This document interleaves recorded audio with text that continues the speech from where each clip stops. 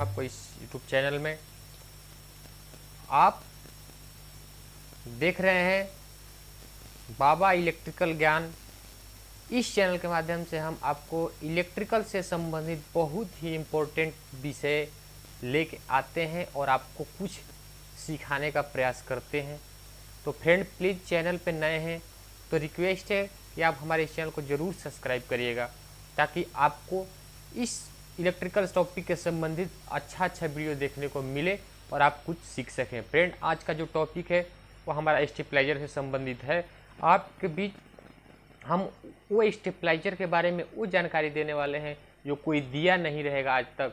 आपको कुछ गुण रहस्य जो है वो बताने वाले हैं, ताकि आप कुछ जानकारी ले सके और स्टेबलाइजर लेने जाएं तो आपको नॉलेज हो कि कैसा स्टेबलाइजर हमको लाना है, और घर पे लेके आए तो कहाँ लगाना है और उसको कैसा मेंटेन रखना है। स्टेबलाइजर के पीछे कुछ ऐसा इम्पोर्टेंट सेटिंग है, कुछ ऐसा चीज़ रहता है जिसको किसी को मालूम नहीं रहता है, उसके बारे में हम लास्ट में आपको ज़रूर बताएंगे। तो वीडियो को लास्ट तक जरूर देखिएगा। चैनल पर नए तो सब्सक्राइब जरूर करिएगा।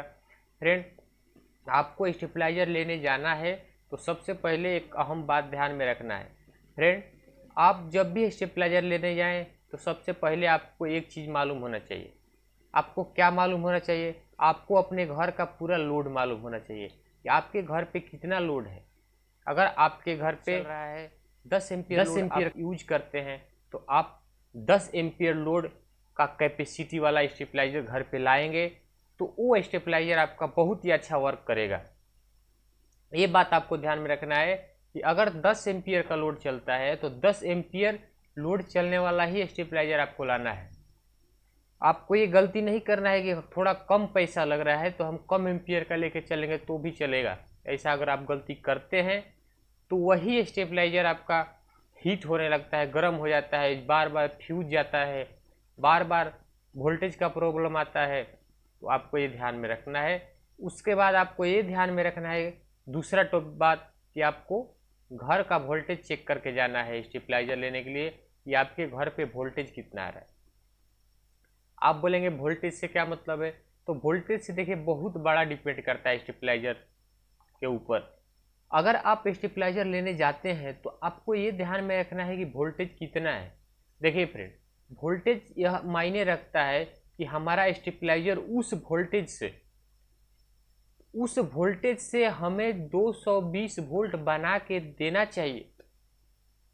अगर आप स्टेबलाइजर लेके आ जाते हैं अंदाजे और वो स्टेबलाइजर आपके घर पे जितना वोल्टेज आता है उतना वोल्टेज से अगर सक्षम नहीं है 220 वोल्ट बनाना तो आपको कोई फ़ायदा नहीं, स्टेबलाइजर ला के कुछ फ़ायदा नहीं।